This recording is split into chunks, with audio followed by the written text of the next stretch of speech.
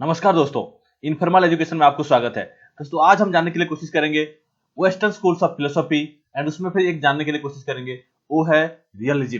दोस्तों western schools of philosophy जो education का एक बहुत बड़ा इंपॉर्टेंट टॉपिक है। जो फाउंडेशन ऑफ फिलोसफी जो होता है, फाउंडेशन ऑफ एजुकेशन में जो एजुकेशनल फिलोसफी होता है उसमें दो स्कूल ऑफ फिलोसफी होते हैं। एक होता है वेस्टर्न स्कूल्स ऑफ फिलोसफी, दूसरा होता है इंडियन स्कूल ऑफ फिलोसफी। तो वेस्टर्न स्कूल ऑफ फिलोसफी भी डिफरेंट फिलोसफी को लेके बनता है, जिसमें आइडियलिज्म हो गया, रियलिज्म हो गया, एग्जिस्टेंशियलिज्म हो गया, नेचुरलिज्म हो गया। तो आज हम पढ़ने के लिए कोशिश करेंगे रियलिज्म।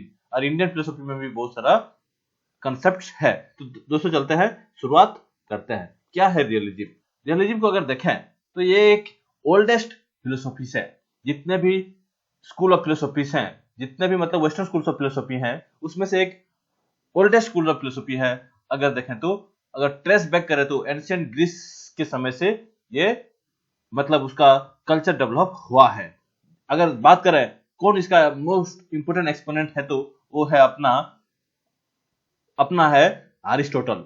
जो प्लाटो का जो स्टूडेंट होते थे, जो अरिस्टोटल होते थे, वो इस स्कूल ऑफ फिलोसफी का फाउंडेशन स्टोन देते हैं। और वो फिर अपना टीचर्स, अपना गुरुजी जो प्लाटो होते हैं, जो आइडियलिस्ट होते हैं, उनका थ्योरी को वेरी करते हैं। उनका थ्योरी को क्रिटिकली एनालिसिस करने के बाद ये थ्योरी डेवलप करते हैं। दोस्तों इसका अगर प्रोपोनेंट्स के हिसाब से, उसका इंटरप्रिटेशन के हिसाब से अगर देखें तो इसको भी डिफरेंट वेराइटीज ऑफ रियलिज्म देखा जाता है। वो चाहे क्लासिकल रियलिज्म हो गया, रिलीजियस रियलिज्म हो गया, और नेचुरल रियलिज्म हो गया, रैशनल रियलिज्म क्यों ना हो। तो दोस्तों क्या है इसका, अगर सेंट्रल टेनेट्स को देखने के लिए चाहेंगे तो पहले हम जानने के लिए कोशिश करते हैं हो गया कि रियलिज्म का जो सेंट्रल टेनेट्स है, सेंट्रल जो थीम है, वो उसका प्रिंसिपल है principle of thesis of independence. ये जो थ्योरी है ये आइडियलिज्म के अगेंस्ट में आया था, लेकिन कंप्लीटली आइडियलिज्म को अपोज नहीं करता है। आइडियलिज्म का कुछ जो कॉन्सेप्ट्स है उसको अपोज करता है, और वो जो अपोज करता है एक प्रिंसिपल देता है। उस प्रिंसिपल का नाम है थेसिस ऑफ इंडिपेंडेंस। और वो थेसिस ऑफ इंडिपेंडेंस क्या है? वो जो थेसिस क्या है? Thesis holds the reality, knowledge and value exist independently of the human mind. ये जो थेसिस देता है, इंडिपेंडेंस का जो थेसिस देता है, इसमें वो बोलता है कि जो रियलिटी होता है, जो रियलिटी होता है, जो नॉलेज होता है, जो वैल्यू होता है, वो इंडिपेंडेंट होता है ह्यूमन माइंड का। ये है बेसिक टेनेट ऑफ रियलिज्म। तो दोस्तों आइडियलिज्म जैसे बोलता है कि जो रियलिटी, नॉलेज जो भी होता है, वैल्यूज होता है, वो ह्यूमन माइंड से जनरेट होके, ह्यूमन माइंड से मतलब वो उसका मतलब बेस होता है। लेकिन ये इसके अगेंस्ट में रहता है, बोलता है कि ह्यूमन माइंड का इंडिपेंडेंटली रहता है कौन? रियलिटी। दुनिया में कोई भी रियलिटी, नॉलेज एंड वैल्यूज है, माइंड के से इंडिपेंडेंट रहता है। और वो आइडियलिज्म का जो आइडियलिस्ट का जो नोशन होता है हो गया, ओनली आइडियाज आर रियल। उसको जो आइडियाज जो माइंड से जनरेट होता है उसको जो रियल बोलता है आइडियलिज्म, उसको कंप्लीटली रिजेक्ट भी करता है।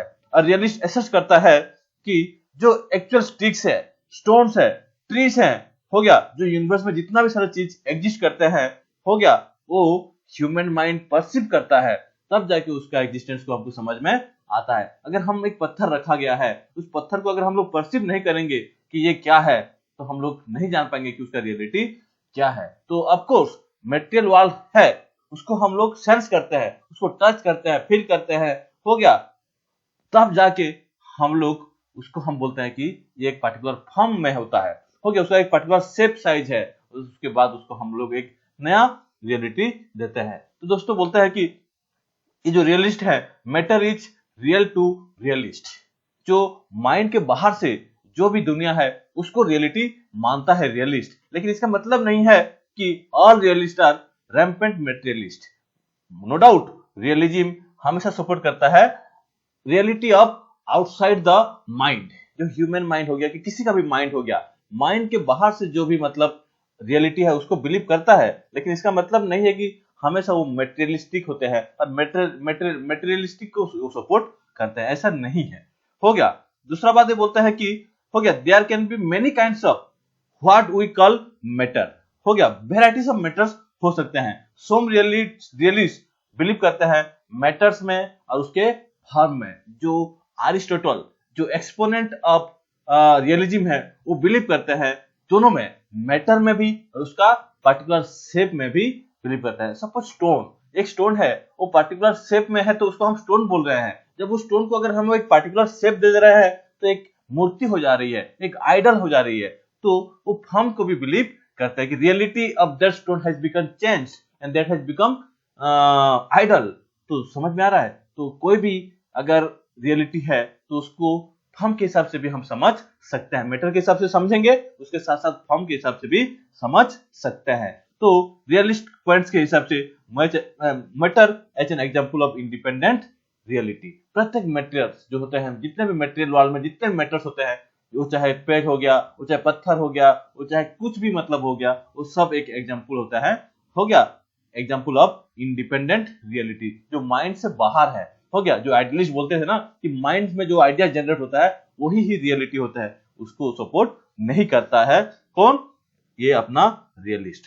फिर बोलता है कि इसका अगर वैरायटीज देखें, रियलिज्म का अगर वैरायटीज देखें तो मेनली 4 वैरायटीज देखने को मिलता है और 4 स्टेजेस ऑफ डेवलपमेंट के हिसाब से इसको बोल सकते हैं। तो पहला है आपका क्लासिकल रियलिज्म। क्लासिकल रियलिज्म जिसका एक्सपोनेंट है अरिस्टोटल्स, जो असर्ट करते हैं कि नेचर इज अंडरस्टेबल। हो गया, बोलते हैं कि अरिस्टोटल जो अपना गुरुजी प्लाटो के साथ अपना थ्योरी जो आइडियलिस्ट थ्योरी देते थे उसको वो अनरियल मानते हैं। हो गया, और उसको बोलते हैं कि आपका जो थ्योरी दिया गया है प्लाटो, हो गया, वो उतना प्रैक्टिकली और उसका रियलिटी उतना देखने को नहीं मिलता है सोसाइटी में। तो ये बोलते हैं कि जो नेचर होता है, जो एंटर जो नेचर होता है उसको हम लोग अंडरस्टैंड कर सकते हैं, डिफरेंट लॉ के हिसाब से हमको उसको स्टडी कर सकते हैं, और स्टडी करने के बाद डिफरेंट लॉ ही निकला। जैसे ग्रेविटेशनल फोर्स, हो गया, ग्रेविटेशनल फोर्स का जो कॉन्सेप्ट आया वो नेचर से ही तो आया ना। पेड़ के नीचे, पेड़ से एप्पल गिर रहा था, उस एप्पल का जो गिरने का जो प्रक्रिया है वो नेचुरल फेनोमेना है ना। उस नेचुरल फेनोमेना को स्टडी करके हम लोग जो कॉन्सेप्ट निकाले हैं ग्रेविटेशनल फोर्स। तो ऐसे अरिस्टोटल भी अपने समय में भी यही बात कहे थे, हम लोग नेचर को एक्सप्लोर कर सकते हैं, अंडरस्टैंड कर सकते हैं, और वहां से निकलता है ओरिजिन ऑफ साइंस। साइंस पहले से ही था, लेकिन साइंस को थियोरेटिकल फ्रेमवर्क देना, साइंस को एक मतलब पर्टिकुलर स्टेप में, पर्टिकुलर ऑर्डर में उसको डिजाइन करना, ये अरिस्टोटल के समय से ही शुरुआत हुआ था। और वो जो कंसेप्ट यूज करते थे इसको बोलते हैं सिलोजियम। हो गया, और सिलोजिज्म, हो गया, जिसमें बोलते हैं कि जैसे सिलोजियम क्या होता है मैं आपको बताता हूं एक एग्जांपल के साथ। हो गया, अगर बोलता है कि ऑल मैन आर मोर्टल, जितने भी मनुष्य हैं वो सब मोर्टल है, मतलब एक ना एक दिन उनका डेथ होगा ही। तो सोक्रेटिस एक भी मैन है, इसका मतलब यह है कि सोक्रेटिस अगर एक मैन है तो वो भी मोर्टल होगा, क्योंकि ऑल मैन आर मोर्टल। तो Socrates is also man and Socrates is also mortar. तो दोस्तों वो जो होता है उसको बोलते हैं syllogism.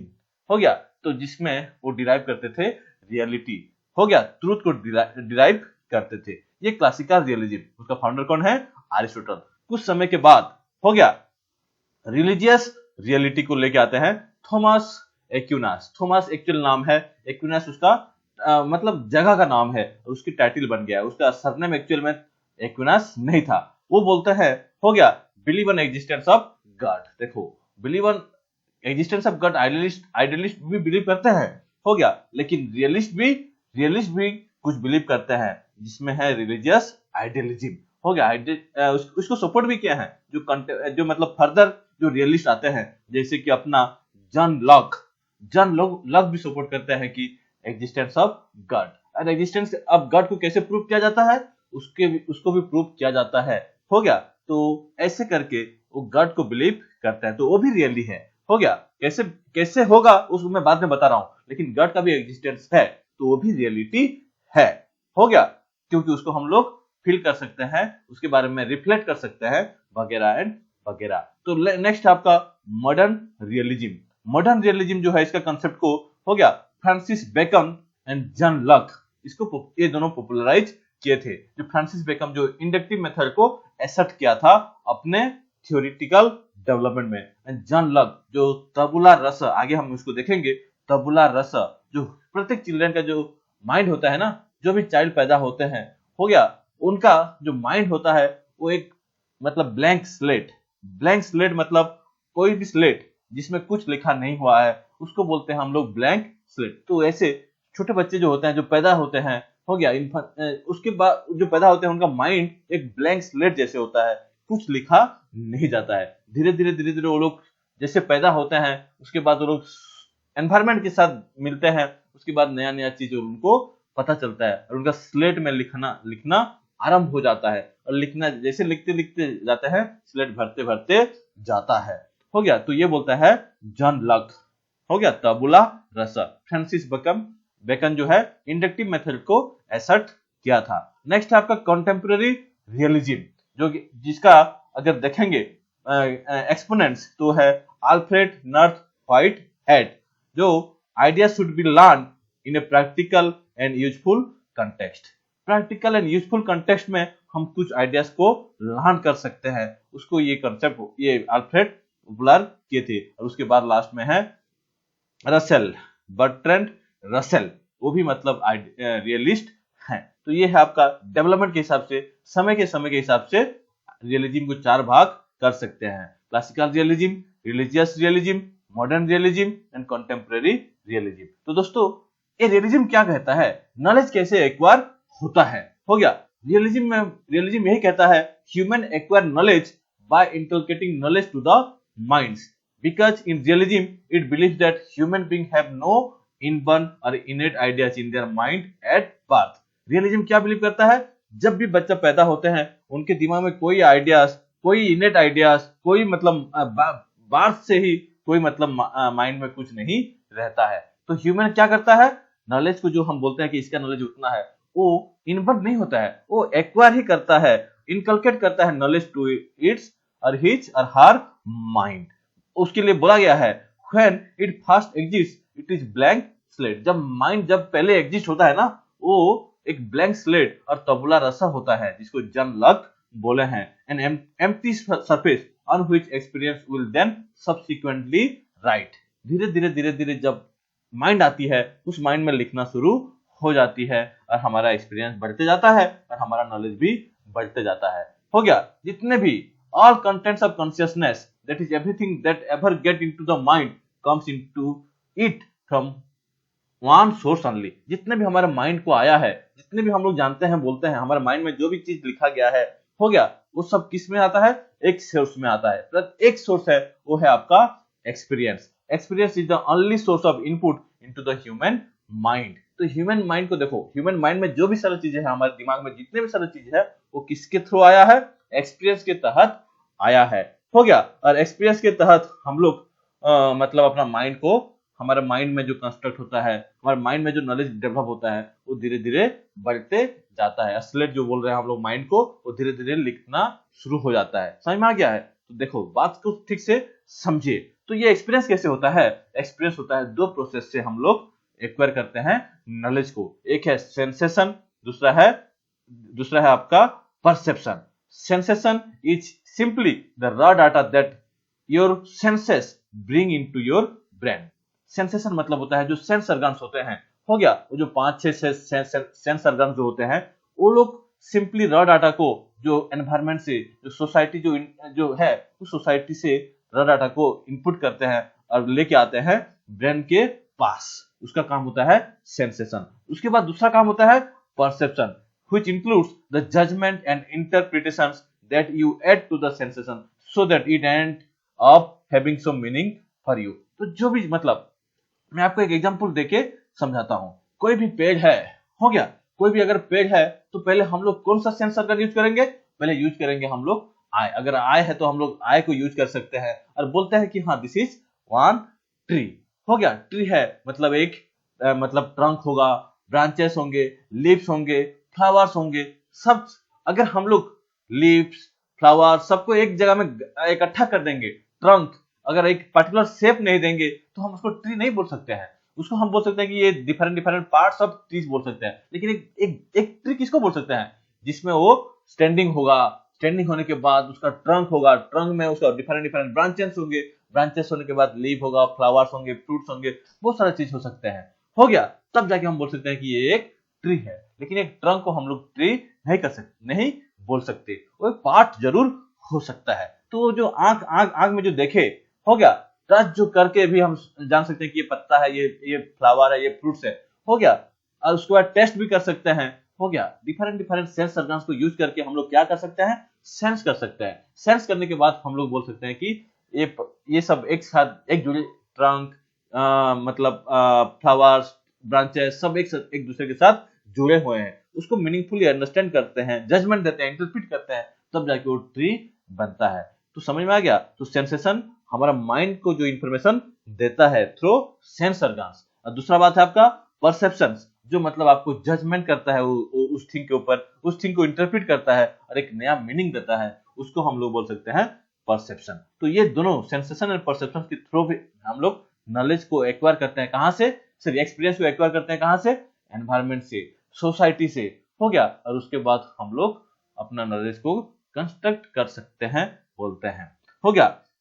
In imparting knowledge values is integrated in other for a child to learn an orderly manner she or he has to inform properly, हो गया। जिसमें भी जो भी नॉलेज हम लोग लेते हैं, इंपार्ट करते हैं, उसके साथ वैल्यू भी इंटीग्रेट होते रहता है, और उसलिए चाइल्ड को ऑर्डरली मतलब उसको समझना पड़ता है। और रियलिज्म यह भी बोलता है कि society has impact in teaching the child what surround, जो भी सराउंडिंग में वो इफेक्ट करता है, उसका माइंड को ही इफेक्ट करता है। सराउंडिंग में जितने भी सारा चीज होते रहता है, हो गया, उसको हम लोग मतलब क्या करते हैं, सेंसेशन करते हैं, परसेप्शन करते हैं, और वो हमारे माइंड में ही जाता है। तो सोसाइटी का डायरेक्ट इंपैक्ट होता है हमारा माइंड का डेवलपमेंट में, हमारा माइंड का मतलब नॉलेज कंस्ट्रक्शन में। तो ये बात कहते हैं रियलिज्म। तो समझ में आ गया होगा रियलिज्म क्या बोलना चाहता है। मैं सिंपली अब एक आसान हिसाब से बताऊं कि रियलिज्म बोलता है कि knowledge is existed, reality is existed, हो गया, values is existed independent of mind, mind के बाहर, माइंड से इंडिपेंडेंट होकर ये सब रियलिटी रहता है। उस रियलिटी को हम लोग क्या करते हैं, एक्सपीरियंस के तहत, हो गया, हम लोग अपना माइंड के पास लेके जाते हैं। और हमारा माइंड के पास लेने के लिए दो प्रक्रिया फॉलो होता है। एक्सपीरियंस को गेन करने के लिए दो प्रक्रिया फॉलो होता है, एक है सेंसेशन, दूसरा होता है आपका परसेप्शन। और ये दोनों प्रक्रिया से हम लोग अपना नॉलेज को, एक्सपीरियंस को लेते हैं और हम लोग एक नया मीनिंग देते हैं। तो दोस्तों इसीलिए नेचर एंड सोसाइटी जो भी मतलब हमारा माइंड से बाहर है, वो सब हमारा नॉलेज और रियलिटी होते हैं। चलते हैं आगे। लक बोलता है, जॉन लक जो होता है, हो गया, जो मॉडर्न रियलिस्ट है, वो बोलता है कि there are 4 kinds of realities, हो गया। हमारे वर्ल्ड में 4 प्रकार का रियलिटीज होता है। एग्जिस्टेंस ऑफ माइंड, हो गया, माइंड होता है प्रत्येक इंडिविजुअल का, प्रत्येक ह्यूमन बीइंग का, प्रत्येक मतलब एनिमल्स का, हो गया। तो मेनली माइंड होता है, वो हमारा भी होता है और दूसरे का भी होता है। और इस माइंड को हम लोग अगर स्टडी कर पाते हैं तो थ्रू इंट्यूशंस, इंट्यूट, हो गया, इंट्यूशंस के तहत हम लोग जान सकते हैं कि माइंड है हमारा और दूसरों का भी माइंड है। दूसरा है existence of ideas bye reflection, ideas भी है। माइंड जैसे आइडियलिस्ट बोलता है कि माइंड है, वैसे रियलिस्ट भी बोलता है कि माइंड है। लेकिन आइडियलिस्ट क्या बोलता है, माइंड से ही मतलब रियलिटी निकलता है, माइंड से जो आइडियाज निकलता है वो ही रियलिटी होता है। लेकिन ये जो रियलिस्ट होता है, ये लोग बोलते हैं कि माइंड से जो आइडियाज निकलते हैं वो हमेशा रियलिटी नहीं होता है। Reality is independent of mind, mind के इंडिपेंडेंस में, बाहर में ही, आउटसाइड वर्ल्ड में रहते हैं, और उस वर्ल्ड को हम लोग परसीव करते हैं, हो गया, परसीव करते हैं, तब जाके वो क्या बनते हैं, अपना नॉलेज और ट्रूथ। तो ये बात कहता है। दूसरा बात बोलता है कि existence of ideas, existence of ideas क्या होता है, हो गया, आइडियाज है जिसको हम लोग रिफ्लेक्ट करते हैं, हो गया। और तीसरा है आपका एग्जिस्टेंस ऑफ थिंग्स, हो गया, जैसे मटेरियल वर्ल्ड को सपोर्ट करता है रियलिज्म, बोलता है कि ऑल थिंग्स आर अवेलेबल, हो गया, जितने भी मटेरियल वर्ल्ड है, डिफरेंट थिंग्स है, उसको हम लोग सेंसेशन के थ्रू हम लोग उसको जान सकते हैं। एंड देन बोलता है एग्जिस्टेंस ऑफ गॉड, हो गया, बायोलॉजिकल प्रूफ। तो रियलिज्म गॉड का एग्जिस्टेंस को मना नहीं किया है, एग्जिस्टेंस ऑफ गॉड है बोलता है, जो मतलब रिलीजियस आइडियलिज्म जो, सॉरी, रिलीजियस रियलिज्म जो है वो भी इसको मानता है। तो दोस्तों समझ में आ गया। तो लक के हिसाब से 4 प्रकार का मतलब रियलिटीज हैं, हमारे वर्ल्ड में। एग्जिस्टेंस ऑफ माइंड, वो चाहे हमारा हो वो चाहे दूसरों का हो। एग्जिस्टेंस ऑफ आइडियाज, चाहे हमारा हो चाहे दूसरों का हो, जिसको हम लोग रिफ्लेक्शन के थ्रू जानते हैं। तीसरा है आपका एग्जिस्टेंस ऑफ थिंग्स, जिसको हम लोग सेंसेशन से जानते हैं। और चौथा है आपका एग्जिस्टेंस ऑफ गॉड, जिसको लॉजिकल प्रूफ से जानते हैं। तो दोस्तों ये है आपका रियलिज्म। नेक्स्ट आपका metaphysics of realism. Metaphysics of realism क्या होता है? हो गया, metaphysics is branch of philosophy which deals with what is really real. क्या रियली रियल है उसको डील करता है मेटाफिजिक्स। तो रियलिज्म के हिसाब से मेटाफिजिक्स क्या हो सकता है? रियलिज्म के हिसाब से हो गया, रियलिज्म बोलता है physical world in which we live that make up reality. जो फिजिकल वर्ल्ड में जो हम रहते हैं ना, वही है हमारा रियलिटी। सिर्फ माइंड नहीं, हमारा रियलिटी क्या है? फिजिकल वर्ल्ड है। लेकिन हर मटेरियल वर्ल्ड रियलिटी नहीं है। हो सकता है मतलब माइंड से भी रियलिटी हो सकता है। तो दोस्तों ये एक्चुअल मेटाफिजिक्स ऑफ रियलिज्म हो गया, जो हम कैसे लेके आते हैं? Based on our experiences. By the help of our experience हम लोग रियलिटी को अपने माइंड तक लेके आते हैं। हो गया, जो मतलब फिर लास्ट में जनरलाइज भी करते हैं। नेक्स्ट है आपका रियलिटी ऑफ द वर्ल्ड। हो गया, जो रियलिज्म क्या बोलता है? Realism represents the reality of the world. हो गया, truth is aligned with knowledge acquired. हो गया, जो ट्रूथ होता है वो नॉलेज एक्वायर्ड के साथ मतलब अलाइंड है, क्योंकि नॉलेज का जो डेफिनेशन है हो गया वो भी यही बात कहता है। समझ में आ गया? तो ये metaphysics, metaphysics of realism, physical world in which we live that make up reality. Next आपका एपिस्टेमोलॉजी ऑफ रियलिज्म। जो मतलब एपिस्टेमोलॉजी क्या होता है? Study of knowledge. नॉलेज के बाद process of acquiring knowledge. Knowledge related जितना भी कॉन्सेप्ट होता है उसको मतलब एपिस्टेमोलॉजी डील करता है। तो रियलिज्म का नॉलेज रिलेटेड कॉन्सेप्ट क्या हो सकता है? हो गया, बोलता है कि ये बोलता है कि this realism states that a thing is truth. एक कोई भी चीज ट्रूथ है, हो गया, और नॉलेज है as it correspond to the real world. Real world में जितने भी सारा चीज है सब रियल है। हो गया, since knowledge is by definition correspond it must be true. हो गया, ट्रूथ जो होता है, जो नॉलेज होता है वो उसका डेफिनेशन से हम जानते हैं जस्टिफाइड ट्रूथ। जो भी चीज जस्टिफाइड होता है एंड ट्रूथ होता है, हो गया, उसको हम लोग नॉलेज बोलते हैं। तो वर्ल्ड में जितने भी सारा चीज होता है वो जस्टिफाइड है और वो ट्रूथ है, तो सब नॉलेज है। और उसको कैसे एक्वायर किया जा सकता है? What are the process of acquiring knowledge? वो भले अलग अलग हो सकता है, ऑब्जर्वेशंस के थ्रू, इंडक्टिव मेथड के थ्रू, डायरेक्ट एक्सपीरियंस के through, different ways of acquiring knowledge हो सकता है। लेकिन whatever things which are available in the real world, everything is reality और एवरीथिंग इज नॉलेज। दोस्तों ये बोलता है एपिस्टेमोलॉजी ऑफ रियलिटी। नेक्स्ट आपका एक्सियोलॉजी। एक्सियोलॉजी जो स्टडी करता है वैल्यू को। हो गया, हम हमेशा रियलिज्म क्या बोलता है? वो ऑल काइंड्स ऑफ वैल्यूज को प्रमोट करता है। Society is the most important part of our environment, जहां से मतलब हमको वैल्यू इनकलकेट और वैल्यू क्रिएशन होता है। नेक्स्ट आपका सोशल वैल्यूज और डिफरेंट मतलब वैल्यूज को वो सपोर्ट करता है। तो दोस्तों ये आपका रियलिज्म का metaphysics, epistemology and axiology. Next चलता है इसका educational implications of realism. Educational implication of realism अगर देखें तो पहले एम्स ऑफ एजुकेशन में देखें तो हो गया, वो हमेशा बोलता है most important aim of education क्या होना चाहिए? चिल्ड्रन को एक्वाइंट करना चाहिए किसके साथ? नेचर एंड सोशल एनवायरनमेंट के साथ, जिसमें उसका फिजिकल एंड मेंटल डेवलपमेंट होता है। हो गया, और उसका सेंसेस का भी ट्रेनिंग होता है और चाइल्ड को एक रियल लाइफ जीने का मौका मिलता है। एम्स ऑफ लाइफ देखो, एम्स ऑफ एजुकेशन क्या होता है रियलिज्म के हिसाब से? कि प्रत्येक चाइल्ड को नेचर एंड सोशल एनवायरनमेंट के साथ एक्वाइंट करना चाहिए, जिसमें फिजिकल, मेंटल और ऑल अदर्स डेवलपमेंट होता है। हो गया, इमोशनल सोशल डेवलपमेंट भी होता है। हो गया, और जैसे social development, emotional development, mental development होगा ना, वो अपना सेंस को भी उसी के साथ साथ ट्रेनिंग दे सकता है और एक रियल लाइफ जी सकता है। This is AIIMS of education. Next बोलता है करिकुलम एंड डिसिप्लिन। हो गया, जो एजुकेशन का जो रियलिज्म के हिसाब से करिकुलम एंड डिसिप्लिन कैसा होना चाहिए। हो गया, करिकुलम जो होता है वो यूटिलिटी एंड नीड के हिसाब से डिजाइन होना चाहिए। और ये it content subject concerning day to day life activities, क्योंकि प्रत्येक चीज जो मतलब हमारे लाइफ में होता है वो सब रियल है, वो सब रियलिटी का पाथ है और रियलिज्म उसको सपोर्ट करता है। तो इसका करिकुलम जो utility, needs and day to day life activities में जो यूज होता है उसको सपोर्ट करता है। जिसमें अगर डिसिप्लिन देखें तो ये मोस्टली नेचुरल साइंस हो गया, वो चाहे अरिस्टोटल हो, वो चाहे जितने भी मतलब एक्सपोनेंट्स हैं, सब नेचुरल साइंसेस को सपोर्ट किया है, क्योंकि नेचर को हम लोग एक्सप्लोर कर सकते हैं, अंडरस्टैंड कर सकते हैं। उसके लिए natural science, physical science, health culture, physical exercise, math, geography, history and astronomy, ये सब डिसिप्लिन से बात करते हैं।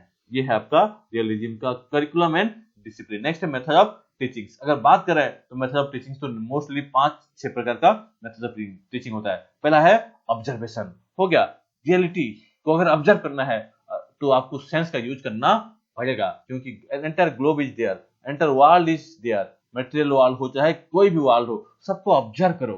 हो गया, ऑब्जर्व करने के बाद जो भी रियलिटी है उसको आप लोग इंटरप्रेट करके, क्रिटिकल रीजनिंग करके आप नॉलेज में कन्वर्ट कर सकते हो। तो वैसे observation and critical reasoning through observation एक पहला मेथड है जिसमें हम लोग टीचिंग लर्निंग प्रोसेस को कैरी आउट कर सकते हैं। नेक्स्ट आपका जो भी मेथड साइंटिफिक होता है और साइंटिफिक रिसर्च से डेवलप होता है उसको भी हम लोग रियलिस्ट का मेथड बोल सकते हैं। जैसे डिस्कवरी मेथड हो गया, डिस्कवरी मेथड, ह्यूरिस्टिक मेथड, ये सब मेथड को भी सपोर्ट करता है रियलिज्म।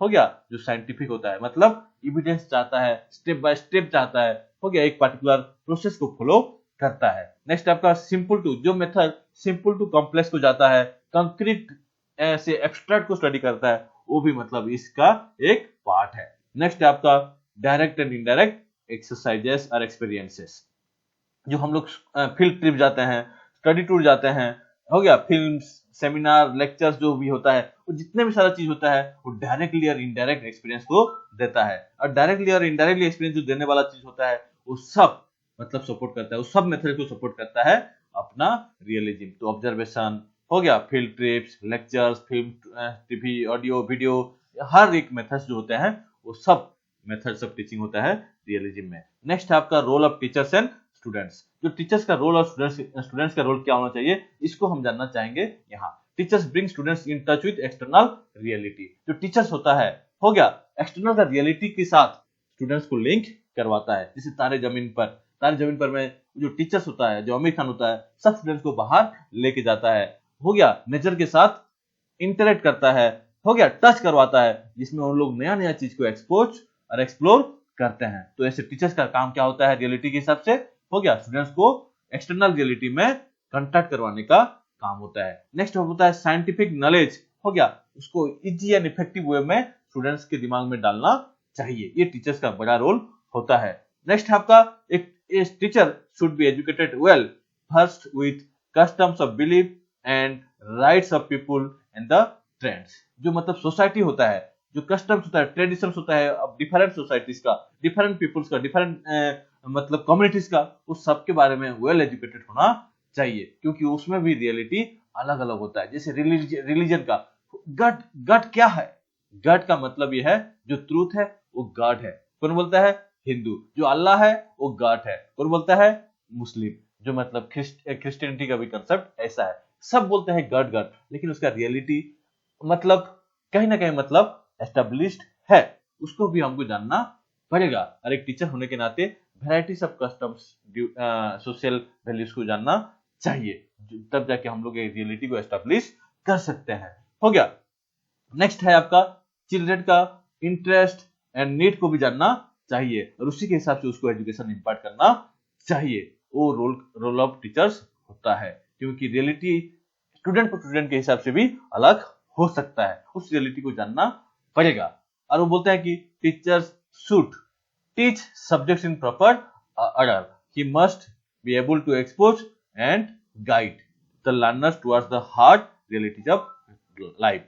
जो रियलिटी है, हार्ड रियलिटी ऑफ लाइफ है, उसको भी स्टडी करना, उसको भी पढ़ाने का बात करना चाहिए टीचर को। नेक्स्ट आपका कुछ नहीं है। Thank you, thank you, thank you. तो दोस्तों ये था हमारा रियलिज्म एंड इट्स इम्प्लीकेशंस और एजुकेशनल इम्प्लीकेशन। Thank you.